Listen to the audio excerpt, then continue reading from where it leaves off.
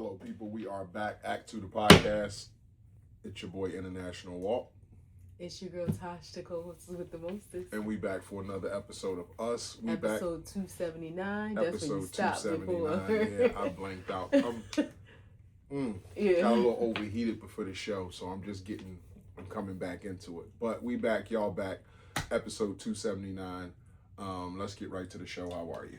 I'm good. I am good. Mentally. What life do to you this week? Mentally, I'm a 9. I feel good. Well, probably an 8.5. My husband, like he said, just got a little overheated. You know, if I don't know that he okay, then I can't be okay. But he telling me he's okay. I'm trusting him, but I'm an 8.5. Finances are 9. Thank you, God, for your blessings, for keeping us, for your provision. Just extremely grateful. Work is a 9. Work is good. This week was good. Last week having a day off on Monday, Memorial Day, was good. Kind of threw things a little bit off track, but back on track. So work is good this week. And physically, I feel good. I feel like a 9. I would say. I got a little bit of a headache. It's so weird. My sister, my youngest sister, she always tracks her cycle and stuff, women's cycles. And she said something. She was like, "Tracks yours?" No, hers. Oh. She says it's crazy that women, and I never thought about it like this, but because we go through different phases of our cycle, she's like, it's a shame we really only get 1 week, even though our cycle is technically 1 week. We really get 1 week of the month to feel normal, because you go through different phases. You go through your luteal phase, your ovulation phase. It's just different phases that affect your hormones. And she always says, and for me, I say that because I've talked about this before, I get menstrual headaches, and sometimes it's before, sometimes it's during, sometimes it's after, and it's Is that what you believe? What? As a woman, you only feel right a week out of the month? I don't track it to the extent that she does. So I don't know that to be 100% true. I do know our cycle takes us through different things because of hormone fluctuations. Mm-hmm. Whether it's feeling weight loss, bloated, headaches, everybody's symptoms are different. I know the headaches are a clear sign of I've read about it before. It's a spike in estrogen, and it just takes you through there. Whether you get vaginal dryness, whether you are hypersexual, it's something that your body, that's different about your body because of all of those hormones throughout the month at a different time. So right before your period, there's hormones because something's about to happen. And then obviously after your period, there's ovulation shit. So there's more hormone. Exactly. It's so that's 3 weeks right there. Well, and then it's during your period, it's probably when you feel kind of the most normal. We don't run red lights here, so it's don't touch me during that time. No, it sounds crazy to begin with, to think every 30 days you only feel right for 5. But if you have your period for a week, and the emotions come with that. Yeah. It comes with it. That's 2 weeks, and then after you're ovulating, that's emotions. That's 3 weeks out of the month right there. Exactly. So she's as women, it's crazy. We get 1 week a month. And of course, some people's cycles are shorter or longer than others, so that can change, that can fluctuate. But the headache for me it's annoying because I'll be thinking whew, made it through this. I'm lying. I don't think about it necessarily, but if I do, it could be I made it through my cycle and I didn't have a headache, but then afterwards the headache will pop up, and it's just it would be better if I knew it comes every 27 days or whatever it is, so I could kind of be prepared. But I don't know, and it's it's just one of them things of womanhood. Thanks. Maybe you should put the effort in and track it and see. Maybe you can track the headaches. But that's what I'm saying. My cycle is regular, but the headaches sometimes come before, sometimes it comes during, sometimes it comes after. So 1 month it might come before, leading up to it. 1 month it might be in it might be in the thick of it, and then I mean, it doesn't hurt. I'll see if there's any sort of pattern that I may be able to detect. Because I'm sure that the headache comes from a blood spike or a blood loss, like that. No, it comes from a. I read. I looked it up before I wanted to know. It comes from an estrogen spike. Wow. I don't know why, like, getting a spike of estrogen causes that. Because you lose some when you bleed. I mean, I'm not a man. I mean, I'm not a woman, but that makes sense to a man that you lose estrogen in the blood that you release, especially that kind of blood. No, what I was saying is I understand. I don't understand why the spike in estrogen causes a headache, is what I was saying. No, it's a drug. It's like, hormone. Somebody gave you an intravenous shot of, you might have a headache. Makes me think the people who take birth control, like, because that's I've never taken birth control. Does that cause like headaches? And again, I know it's not a one size fit all thing. Like, different people have different reactions, or because of it. So it's just one of them things that as women we have to deal with. As men, y'all don't. There's nothing in your life like that's equitable that you deal with in that sense. Like, that's a monthly thing. Like, y'all don't get periods. Men have a period, but it's like, it's not a bleeding period. And an emotional period. Yeah, and it's not like yours come every, end of the month. So it's not like something where I can say mine's come every end of the month or middle of the month or whatever. But it's like you feel like weird sometime during the month. I don't know what it is. Testosterone like you strikes feel or weird. Yeah, like you might be over aggressive, and that would tell you that it's spiking or something like that, or you might be in your feelings or worried about shit.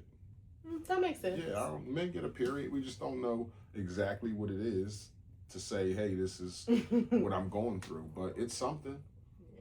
You're wild. I'm not wild. I'm sorry. How are you? Mentally, I feel like a 8.5. Finances, I would say, is a 9. Thank you, God. Work is a 10, and physically, I feel like a 10. No, a 9. Mm-hmm. Some things hurt. Some things are weary. But we had a great workout week so far. We did. I need days off. That's what I need. I need days off. I need to go somewhere. So yeah, that's my focus. Working from January to, what was it, Memorial Day? Yeah. Yeah, that shit's for the birds. Like, I was thinking about that ever since you said it, and was like, you had one day off in March because you took off from my procedure. But if you wouldn't have had a procedure, I would have been working. And that shit's like insane. Yeah, 2 days off in 5 months. That's crazy. It's just insane. So I need days off. As soon as this job gets to a certain point, that's what I'm doing. And I will say, but you still kind of work, because like when it was some snow, you took a day, but you was out there shoveling, so that don't count. Yeah, that don't count. Cars and shit. Wows and woes this week? Wows is, what was the wow? Oh, wow, we was out on Saturday doing something different, which we'll get to. But so that was a wow for me. Woe, don't really have any woes. I'll say the same. Wow.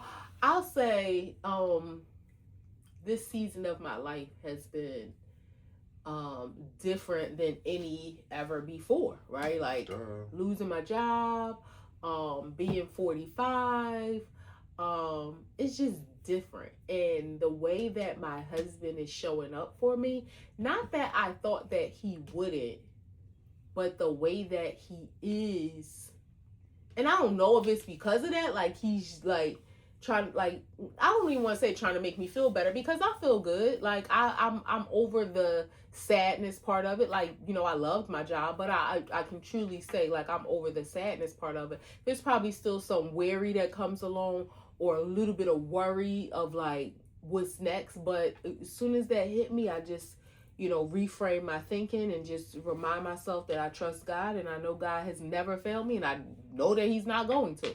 But I say that to say I don't know if my husband is just being my husband and he's just being awesome because he just is, or if it goes into him also trying to keep me sane. But he's just been great. And with that being said, like we always have date night. If you know us, Friday night is our date night. And most of the time we have what I like to call Saturday dates. Like we go out on Saturday, we do stuff, we spend quality time. And it could be like something big and fancy, or it could just be something chill, like sitting in the park blowing bubbles. Like it's whatever we want to do, just spend that time together. And I'm so happy that the seasons are changing and we're getting some good weather. So I'll say my wow has just been, him and his date plan, and we've been having a really good time just being together, like kind of getting back to us. But now it's like we've always done that, but it feels like this is like the grown up us again, because we kind of faded away from it in a sense where we always had date night, but it would be on the tail end of my work day, so it would just like be us going out to grab a bite to eat it, and that's just it. I would be tired. It was just different. So just embracing all that is and isn't in this season, and just he's my wow for this season. Wow, I wasn't expecting that. Thank you. I was about to say, what did I do? Wow would be, and this will kind of go into I know one of the first things we're going to talk about. I'm not like a person who like I'm not a mixy type person. I like going out when I go out, but I don't feel like I gotta be a part of everything. But there's a couple of things that have happened like in our life that I regret missing. One was the Bad Boy reunion concert, because I know that will never happen again. I mean, look, Puffy's in jail, everything that has happened and transpired, all of that. But that is a show that I regret. And it's crazy because when I was younger, about 14, 15, I went to the Bad Boy concert with my cousins who were much older than me. And I remember back then, that's when like the players was like dressed up with the minks and all that, because that's what Puffy and Bad Boy and them wore. But I was young, like I didn't like, I call myself getting dressed up like a grown lady. Like I remember having like a button down rayon shirt and some dress pants. Rayon. Like I remember it was like, it looked like the sky. It was like gold shimmery kind of, and these like dress pants. But one of my cousins, she had on a bikini top and a floor length mink. So I was a kid and they was grown and they was like doing what players do. So I couldn't really enjoy it like, I would as a grown up. So that's one of the things I regret. Number 2 on my list. Well, I also regret not going to see Usher when he was doing his residency in Vegas. I know that he's coming back and he's going to have a concert again on it, but that was something that I really, really wanted to experience. And now the Roots picnic with Jay-Z. Like, I've never been to, and I will say, I know if I wanted to go, like, we would have gone. Like, but I've never been to, we've been to an outdoor concert because when we've gone to see Beyonce and Jay-Z when they had it at the Citizens Bank Park and Lincoln Financial? Both places. It's no roof on there. And luckily, great weather both times. But I'm nervous about outdoor activities and like being in the elements. So that for me with the Roots picnic, immediately I'm like, ew. Like what if it rained and it's muddy and you done spent this money on this ticket and ain't no refunds. Of course you can sell it, but are people really like, so I'm always skeptical when these shows come up. But it turned out to be such a great day with weather, and Jay did his thing. Let me just say, not just Jay, but State Property. That was like, I'm not a huge rap fan, but I'm a huge rap fan for those that I'm a fan of. For those songs. That right there was my 1996 Dynasty album. Those songs was that was like what we grew up on. But I can also say I didn't truly get to appreciate that because like you said 96 I didn't really get to, because I wasn't outside. Like I was in school then. I graduated in 98. I got put out in 99, and then we were together like officially since 2001. So I didn't really get to be outside and feeling those songs until 99. And then when we got together, that was the soundtrack to so many of our weekends. Like vacations. Vacations, road trips. Like that was the soundtrack. So 96 for me, it was like I knew they were out, but it didn't really resonate with me until 99 to us. And plus it's a Philly thing, because all those rappers from that Dynasty album was Philadelphia artists. So state property. Yeah, it was a thing, and it was the heartbeat to what we grew up on. Nobody knew he was going to come to a 31 song set. Nobody knew that. Nobody knew he was going to have the afro. Some people anticipated he would do a freestyle about people talking shit to him, but nobody knew. So you wanted to be there, and I got tickets to go so we can go see him in the Bronx. So it was like, I done spent damn near $1,600 on tickets to go see this dude. Now I got to turn around and buy more. Like I see him in New York, like at a bigger stage. He gonna do a bigger set, a bigger show. But that was like. When we streamed it and watched it and seen the Instagram stuff, it was like, oh, this was different. Yes. Like this was different because he hadn't rapped in 10 years, and now he's coming back out with some shit that he's saying, addressing people, and a different look. So Hov is Hov, man. He is he's the best rapper alive, the best person to ever do it. My favorite rapper. Like again, I grew up on this dude.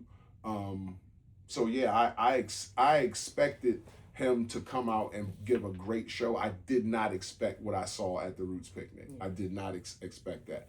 Now the freestyle, the shots fired at, 10, 12 different. He shot at Oskino. He shot at Dame Dash. He shot at Nicki Minaj. He shot at Tory Lanez. At Tory Lanez and his dad. He shot at Busby. He shot at Drake. He shot at so many people. He just went on and on and on. Well, I think that was the list, right? Kanye. Yeah. But so for you, it was that part.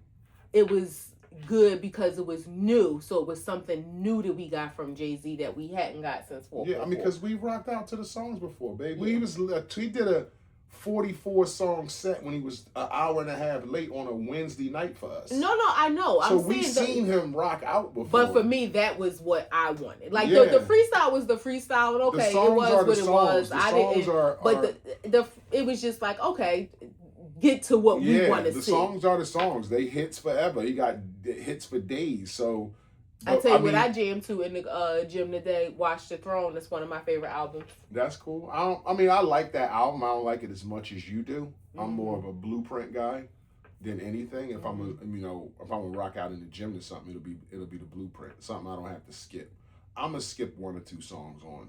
Really? On Watch the Throne. Yeah. Yeah, I don't skip. Yeah, I'm gonna skip a little something on it. But your boy T.I. headline on Sunday. You didn't say anything. No, he didn't. Erykah Badu was the headliner. Erykah Badu, but he was there. But you didn't say nothing about Clifford. I saw Clifford. Yeah, he having his all white. I seen him. Okay. Did he do good? You know what? I didn't. Were you entertained? I was. That's what we call callback. I didn't see like his full set. I seen like 2 or maybe 3. When people post in their story. So that's all I saw. And maybe I just didn't look deep enough. I'm sure online somewhere his set is streamed too. One thing that I have that I have to get used to, and I understand like a festival is different than being in a stadium. The sound quality. Like that. So when I did hear him, it was like, I don't like this at first, but then I realized everybody kind of had that sound because it's different. You're outside. Low roof. Exactly. You're outside. You are, your sound is reverberating to infinity. And but he looked good. He looked like he had a lot of energy. I saw a clip of Brandy with In Vogue. She sound good. One thing that's good at these shows that's outside is screens. Like inside, I don't even look at the screen. But if I'm outside, I'm looking at the screen because you're like, it's a stadium. You're kind of away from the person. Mm-hmm. The acoustics aren't the same. Remember when we seen Kevin Hart? Mm-hmm. We couldn't hear no jokes. We kept hearing everybody laugh. Yeah. And it was like he's talking and everybody's still laughing from the last joke. Yeah. So you kind of had to like pay attention to the closest screen to get what you had to get from it. Yeah. But I mean, it was great.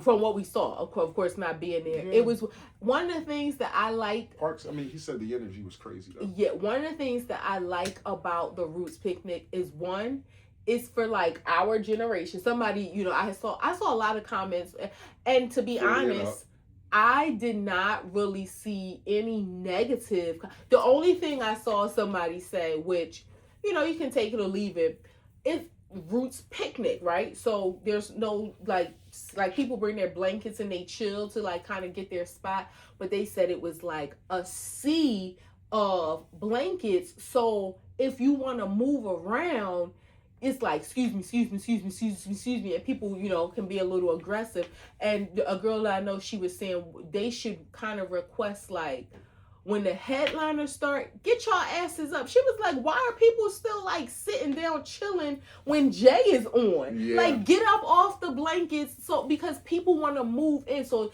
that was I mean, you know, if you want to call that a negative, I heard that was the only thing. Two negative things, and to piggyback on what you said, one was the blankets, and it was like it almost turned up every other blanket because nobody wanted you to step on their blanket. Mm-hmm. So this person was saying, if you stepped on somebody's blanket, like it was almost a fight, and it's like blankets everywhere. Yeah. So it's kind of hard. And then you got these people that buying these picnic blankets that take up 10 feet. Yeah. But you can't stand on it. So it's like that was a problem. Also, this person said when they went there to get in that it was like 500 people trying to get through 2 gates. That's all they had open. So it was like, it took like almost an hour to get in.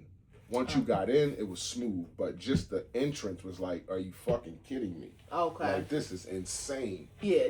And like going back to the blankets, maybe what they could do is like create aisles, like every, I don't know, 20 feet or so, like and like a checkerboard kind of pattern. The blanket, because then that mean that area can't be walked on. Yeah.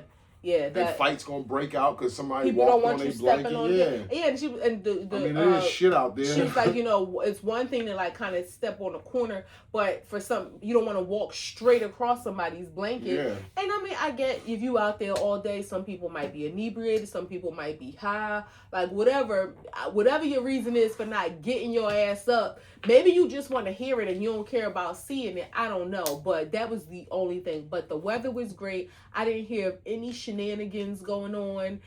It just appeared to be a really good time, a good representation for the city. It was good. Like I did see like on the news leading up to it, which isn't just about the Roots Picnic, because there's also part of like Fairmount Park shut off, I think, because of FIFA in preparation to that. So people who live close to that, you know, had some complaints because of parking and this, that, and the other.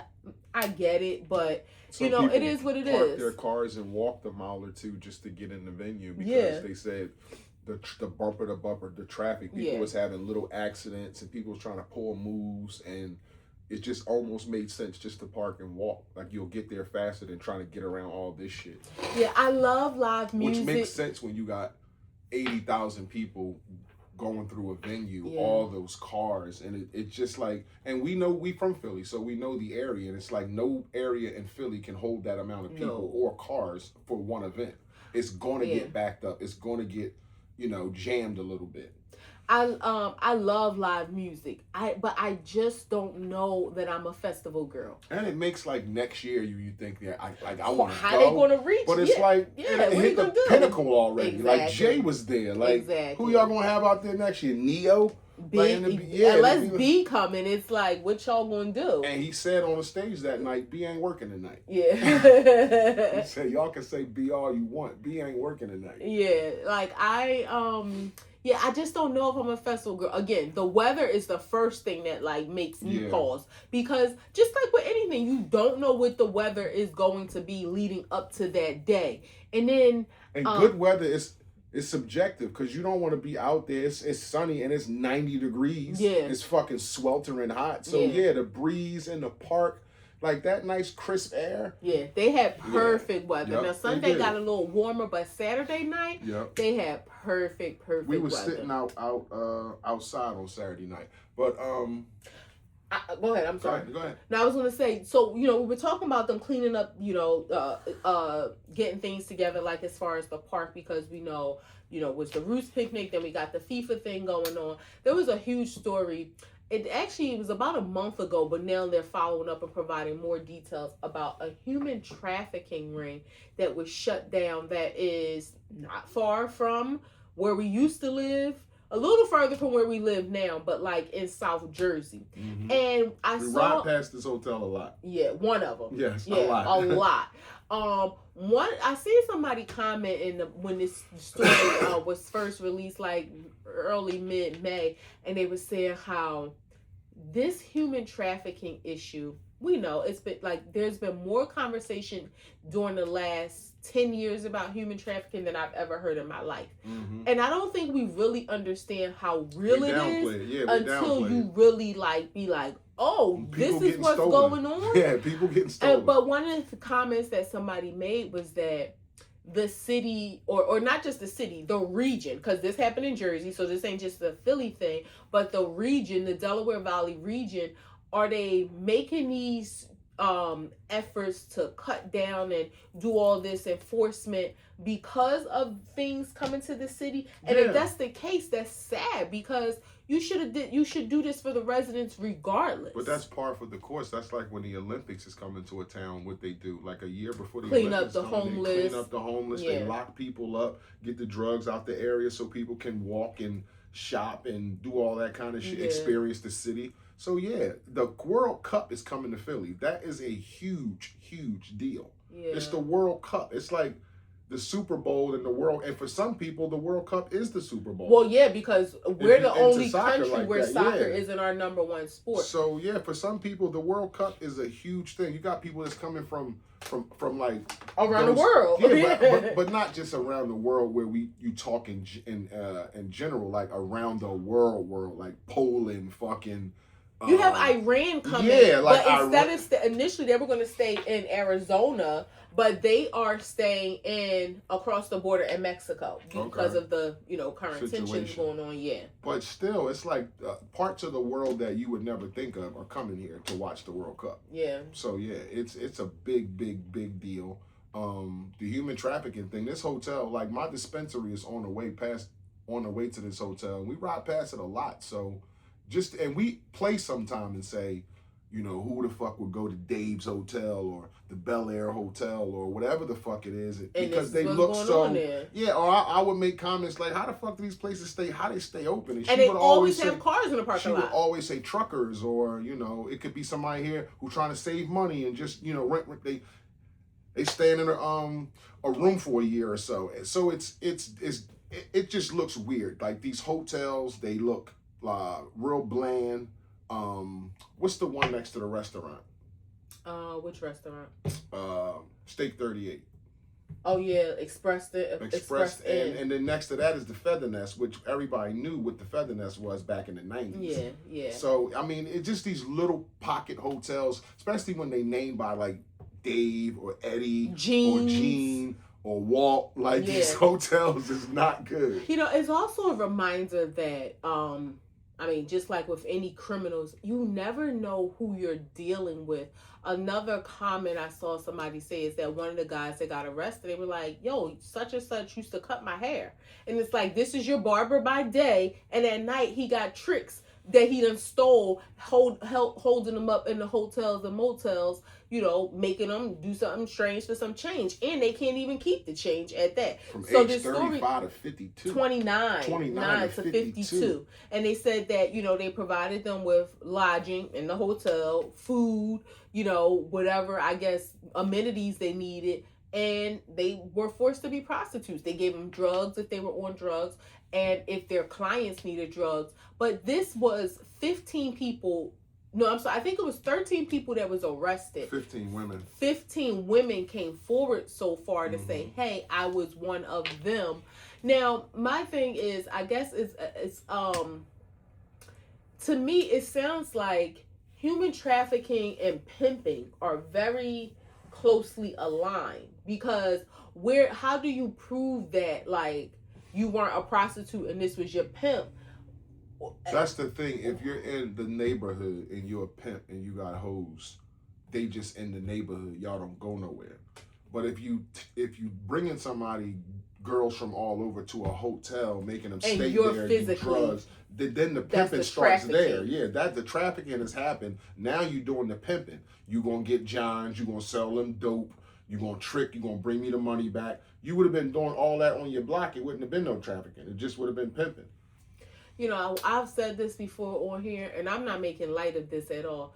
As an adult, I don't know why this wasn't like a huge fear of me as a young person, but at this big age, being kidnapped, being stolen is one of my fears. Like, I actually want to wrestle with your big ass. They're gonna have a fight for sure. They're gonna be like, forget it, like, just leave her. Wrestle with your big ass. And I'm gonna have some DNA under my nails because I'm digging their eyes out. But it's so funny. Today I made a stop on my way home, and I was talking to my sister for a minute, and this car parked, tinted window, and it's broad daylight, tinted windows. That's when they get stolen. And I'm like, this pissed me, like, why are you sitting in the car? And I know why I'm sitting in the car, but I don't have tinted windows. But why you pull up next to me? You sit. Now, it got out. It was a mom and she had 2 kids. Maybe she was getting the kids together. But that's the kind of stuff that's like, I'm sitting there like, what they just pull up for and sitting here? Could be 4 niggas in there with 2 guns apiece. Exactly. So that's why, I my head be on the swivel, because I think, don't get me wrong, it's only but so much you gonna be able to make me do if you steal me. You put me in a motel, the first John that come in here, I'm biting it off. He ain't gonna want nothing to do with me. I'm gonna end up getting hurt, because they gonna be like, this bitch is not going with the program. She's not going with the program. I'm running away. You should be programmed not to go. Huh? You should be programmed not to go. Like, I'm not getting in your car or getting in your trunk. Whatever you're going to do to me, you have to do right here. Well, you're not going to take me somewhere and do those things to me. I'm going to try my best, but I'm just saying, if somebody overpowers me, if they smack me in the face with the gun and knock me out, I'm unconscious. Scream and flail and I'm unconscious, I'm saying. Oh. Like, don't get me wrong. It's going to take a lot to take me. I ain't a feather. I lost 6 pounds last month, but I'm not a feather. It's just, I know we chuckling, but being stolen like that or being held against your will, and I'm sure these are some women who had some vices, whatever their drug of choice may have been, down on their luck, probably no families that were either looking for them, or maybe they had a past where their family just figured, oh, Mary out in the streets again, without realizing Mary needs help. So I'm sure they took advantage of those situations. But it's sad for anybody to be held against their will and made to do things like that. And that person is, you know that they out there and they strung out, like you said. She's just out there, but that's still your loved one. Yeah, but nobody's thinking, we need to help her. They probably just thinking she out there doing the same thing again, without realizing this time she might want to come home and she can't. Right. When you think back to like the Gary Heidnick stuff, like those women, like that was like close to home.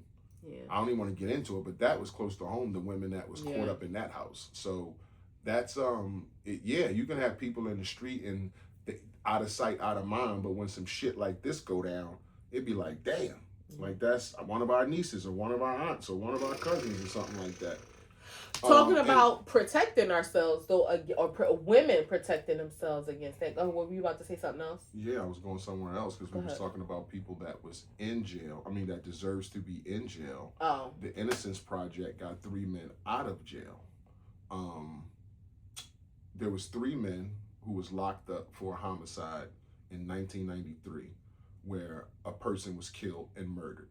Come to find out, this rogue detective, had did a lot of bad shit, a lot of bad evidence, hid a lot of bad evidence, manufactured a lot of evidence, and got these guys locked up, along with a bunch of other people in this particular neighborhood.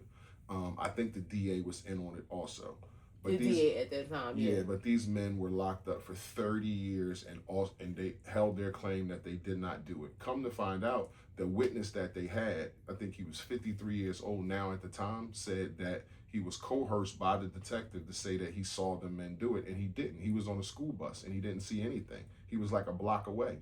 But the police made him say he saw it when he didn't. And the crime was they robbed and killed the old lady, which now is a cold case. Because that lady, they realized, died 24 hours later, and they couldn't have did it, and immediately was released.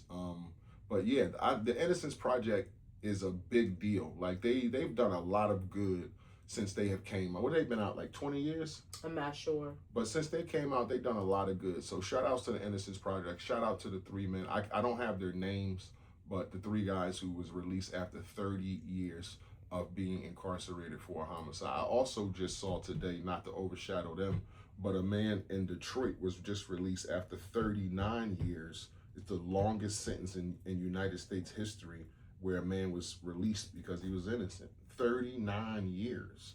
Yeah. Like, what do you do with that type of time taken away from your life? And you didn't do it. I could see if it was like, all right, I did kill the motherfucker. Like, I'm going to have to do this time to get out or whatever. But I didn't do shit. And I sat for 30 years. It's nothing that you can do because to get like my stomach hurt. Get the time 30 back. Years? And it's easy for somebody to say, just make the best of whatever time you have left. But when you think about what was taken from you, like your potential to have, I mean, not that you can't still have children, but you missed that time and had, like those young men were about 16 years old when that happened. I don't know how old this other gentleman was, but if you had any family, a lot of them may have passed away. Like you've missed weddings and graduations and babies being born, and unfortunately people passing away that you care about. You've missed funerals. So the level of therapy that they're going to need to, one, release that anger, release the sadness, release the fear, because the fear, I was about to say the fear of like the unknown. The one guy that it just hit me when he of the 3 guys, one of them was, so when they were released, 2 were released one night for whatever reason, paperwork got submitted late, the next one wasn't released to the next day. He probably was awoke all night. Or he probably was sitting in the holding cell, just knowing that it's gonna happen. But the one of the guys, he said, I'm just looking forward to getting a job, to getting a driver's license, to paying a bill, because I've never been able to do any of that. To just think a man wants to come home and pay a bill, like he's like, I was a boy. I've never been able to do any of those things. I want to get a license. I want to get a job. I want to pay a bill. Like I want to be a contributing member of society. Live some life. I've been here since I was 16. I'm 40 fucking 6 years old. And it ain't gonna be an easy road, but I'm happy that they at least have the opportunity to do so. What pisses me off is that there's no culpability for the people that did this. No. Like those people are retired. And not only the fact that Roger King was the DA back then. Then that guy always had a track record of fucking people over. The fact that we need organizations like the Innocence Project is horrible. It's horrible that, you have so many people, and they've done a lot to release a lot of people. So the fact that we need them is horrible? Yeah, because this shouldn't be happening is what I'm saying. Like I mean, they're doing a great thing, but the fact that we need somebody like them to fight for people's innocence because people have been wrongly convicted, it's sad that the justice system is failing people in this way that makes this a necessity, because now it's a necessity they have, and they're just one organization. I mean, I know they're growing, but it's like, how many more people are behind bars? I heard somebody that we watching that we admire their take on things, who, like me, doesn't believe in the death penalty. And for me, it's more of like a spiritual, religious thing. Like God said, thou shalt not kill. So that's your reason. That's my reason. But his reasoning in that is, they get it wrong so much. Yeah. So imagine if these men had got capital punishment and been killed. And imagine the people who have been. There was just if they didn't get killed, they've been living for 30 years, 23-1 in a cell. There was recently, I don't remember the details, but there was a case maybe about a month ago where people were saying, call the people, call this to get a stay of execution for somebody, and it didn't work because they were saying he was innocent and that person was executed. Mm-hmm. I mean, so it's unfortunate again that we need organizations like the Innocence Project, but thank God for them. Yeah, I mean, I'm not gonna say into them, but because I always thought cynical about it, because the reality of the system is like it does this to young Black people. So I'm thinking the Innocence Project is just another organization that's just going to spend money or draw money to work on almost like what do you call them people? Researchers. Where you just get money and you research shit until it's gone and you need another grant, like that type of shit. But they have proven themselves to be a affordable, equitable organization that has freed a lot of men. So, I mean, I tip my hat to them. I really do. If a lot of people, because there was a lady the other day that just... But if I was in jail and could write them and knew I didn't do something, shit, I'd write a letter every goddamn day. Yeah. A letter every goddamn day. But 30 years, man, is a long time. Like, you took away earning potential, you took away growth, you took away children, you took away some of the loved ones I may have lost. I didn't get to go to their funerals. Like, it's a lot of trauma that's built up in me. And on top of that, I'm fucking angry that I didn't do it. I didn't do it. I've been telling y'all that. And it took y'all 30 years to figure it out. No. It didn't take y'all 30 years to figure it out. It took these people.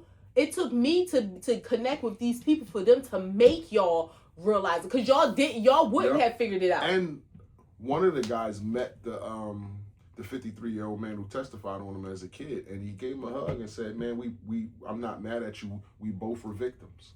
Can you imagine that? Can you imagine the guilt that man may have had all this time?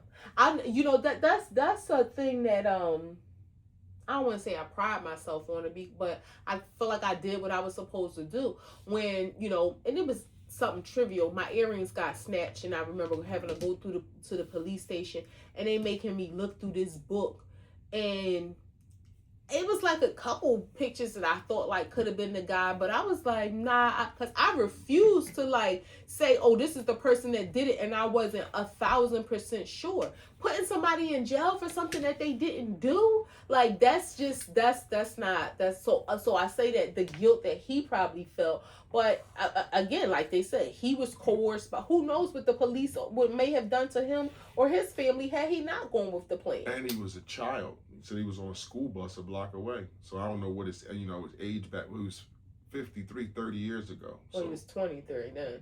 Well, maybe he was driving a school bus. I don't know. They said he was on a school bus a block away, so he couldn't have saw it. So I just thought he was a kid. Okay. But damn, I mean, what the fuck can they? First off, they can't question you without your parents. But what they gonna tell you? They gonna lock you up?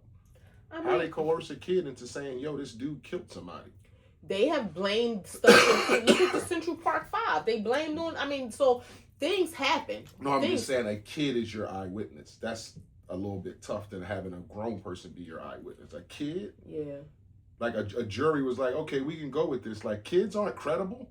Not saying that they don't see stuff and can testify against stuff, but kid was a block away on a school bus. Well, this is why, and we talked about the Mandela effect before. We can talk about it on a different show. Yeah. Why eyewitness accounts are not credible anyway. They said it's the worst to have it. Yeah. But it seems like the strongest if somebody's there saying you fucking did it. It seems like the best evidence.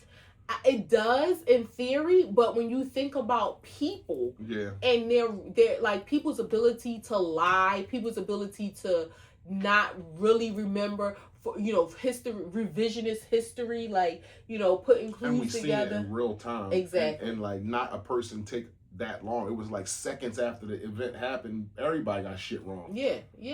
Everybody got shit wrong. What was we doing on Saturday? Saturday, going back to talking about, the human trafficking, one of the things that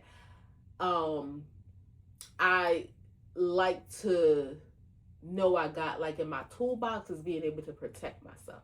So my baby, we went to the gun range. And this wasn't my first time. It probably was you and I went once before. Now, so this is probably like my fourth time.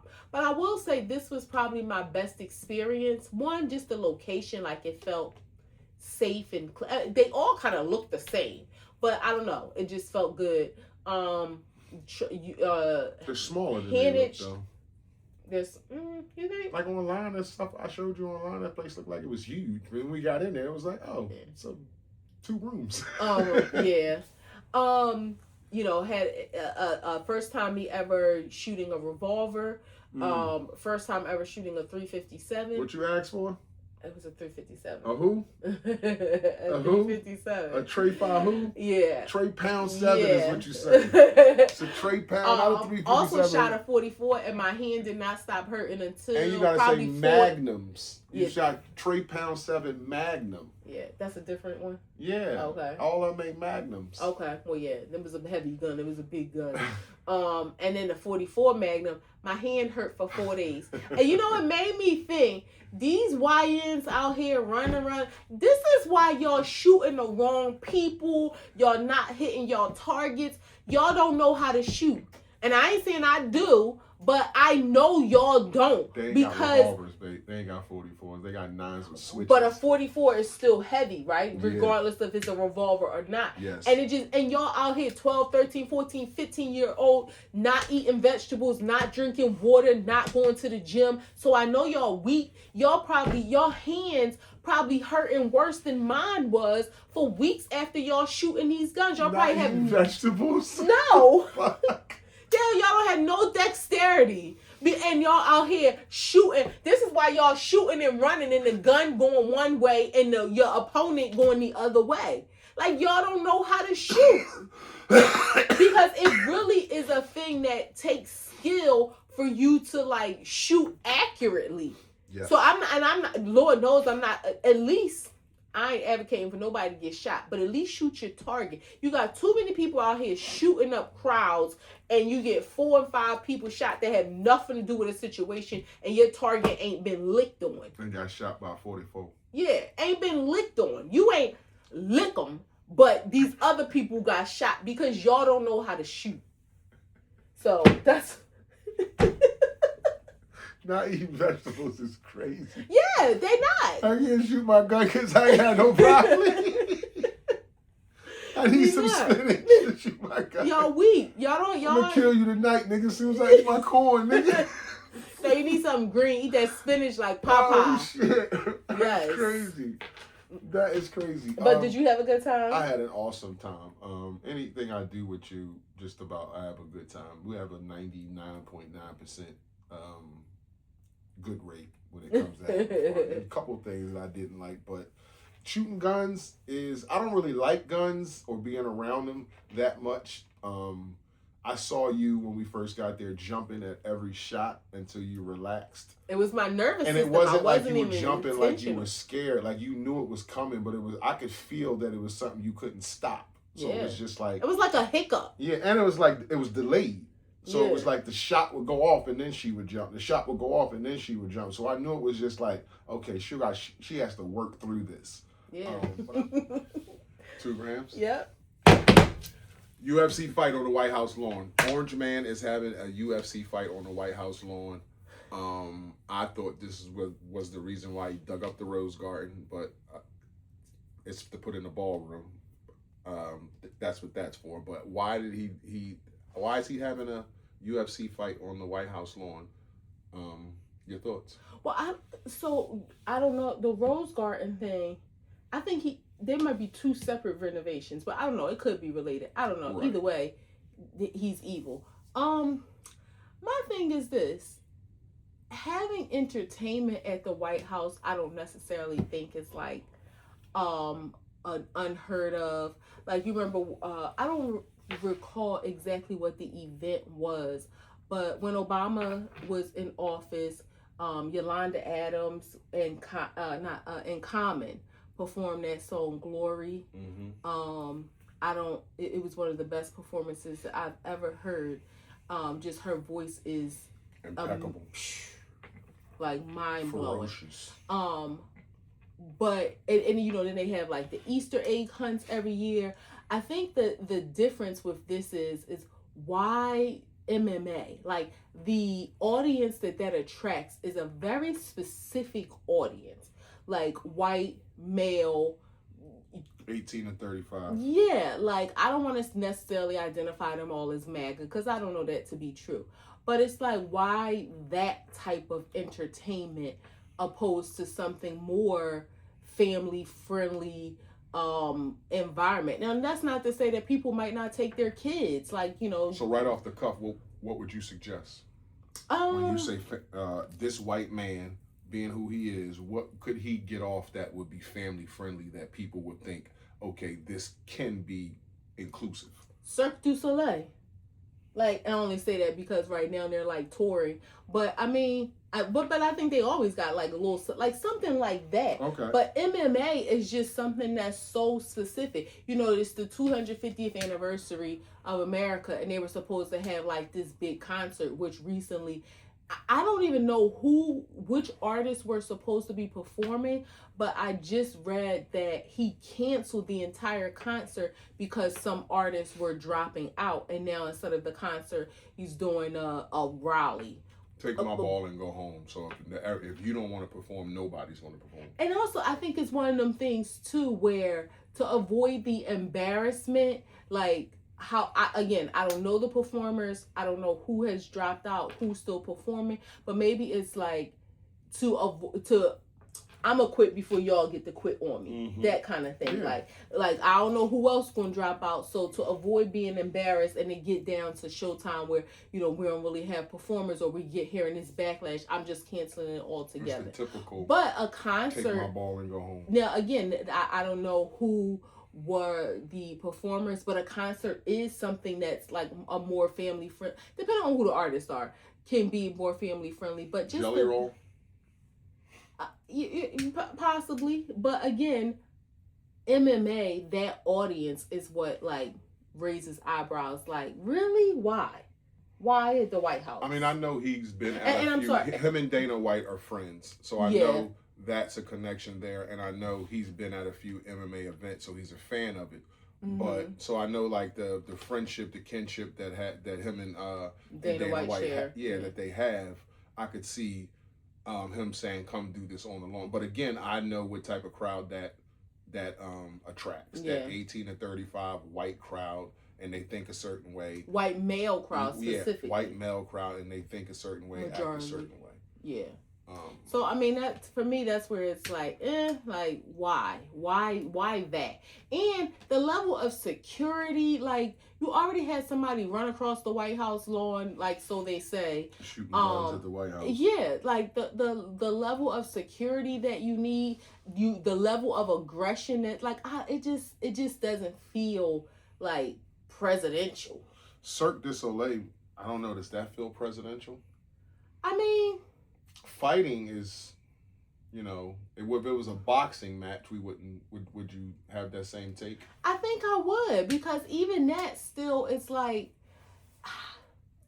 I think when I say Cirque du Soleil, it just, because it's something that, it's different than like, a reason why I say that instead of like just a normal circus, because then you got people that oppose the circus because of the animals and all that kind of stuff.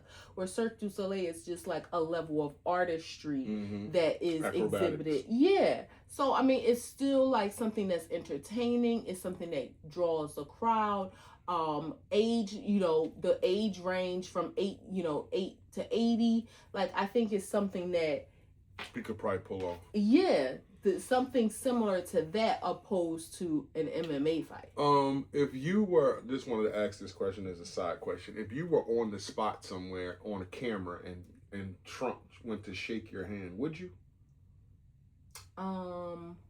Because I know the stance on how we feel and don't fuck with them, but if cameras are on you, it draws more attention if you don't. It's the president, you know what I'm saying? So it's like, if he's going around and shaking hands, I know we probably would get out the way because you can kind of see he coming this way, so let's bounce. But if you happen to come up on you and he turns around and he's just there and cameras are like right there and he's like putting his hand out to shake your hand, do you shake it or do you just walk away? Because if you walk away, microphones will be in your face to be like, who are you? Why didn't you shake the president's hand? What's the gripe? This and this and this and that. Yeah, and I think, popped in my head, I think I would pull a Kanye, like, Donald Trump does not like black people. I feel like I really, would I want to? Absolutely no. I can understand being caught on the spot, why or how it may catch some people off guard, but I really feel strongly that I wouldn't. I don't think I would. I don't think I would. I don't think I would allow. That would be like the strongest stance you took in like life. Yeah, but I don't think I would. I couldn't. I think I would feel like betraying myself to do that. I get it. Again, ain't no judgment here. It's just at a tough spot. If it's like eyes are looking, he done shook 8-9 people's hand, got to you, and you just like. No, don't get me wrong. It's like people are gonna be like, "Whoa!" And I would not feel compelled to do it just because cameras are there. I'm looking at it from the instinct of like if I knew it was coming, I'm definitely not. I'm looking at it from the instinct. It's like a one-on-one thing. Like you somewhere, and it's like, hey, how you doing? And then you know how sometimes somebody you gotta take a jump back to like really focus on who it is. I would hope that my awareness would be enough to be like, oh, like, don't touch me, like, don't touch me. That would be hard. I'm just saying it's the president. It would be shocking to be like, first off, I'm 2 feet from this motherfucker. Like most people don't get this close to a president. And he's sticking his hand out, got me on the spot. It's cameras wherever he's at. So that's what I'm saying. It would never just be a one-on-one type of thing. It's cameras wherever he's at. No, I meant one-on-one, meaning like he's not shaking the hand of people going down the line. It's just him trying to shake my hand for whatever reason. I was thinking more so like at a game or something, at an event, and all of a sudden you turn around or come out the bathroom and it's like, holy shit, Trump right here, and he just tried to shake my hand and I would dubbed him. Yeah, I think I would double. I would double. Last gram. Man with the Neuralink was out in, I don't know where he was at, but I think it might have been Times Square. I don't know. But don't quote me on that. He was outside with people gathered around him, lights and buildings, whatever. And he got a Neuralink, Elon Musk Neuralink, put in his head. And he was changing his eye color. Showed you the video of this. Your thoughts? I don't like it. Like, it's enough that, we deal with these phones. Like, when they say putting a microchip in you, like, that used to always kind of be a joke. Like, oh, they got the microchip in you. But now people are actually allowing them to do so. I don't like it at all. Like, what level of technology do you need to be able to access that you need to have it implanted in you? These phones are enough. They got it down to where your watch can do what the phone do. Your glasses, can do what the phone can do.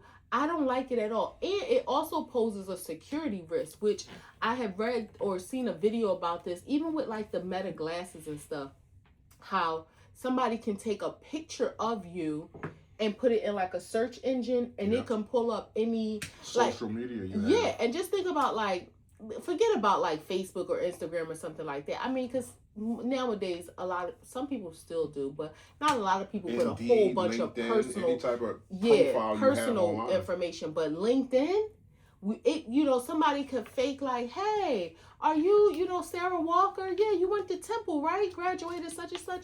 You worked down at the law firm. Yeah, I worked there too. I'm on the 36th floor.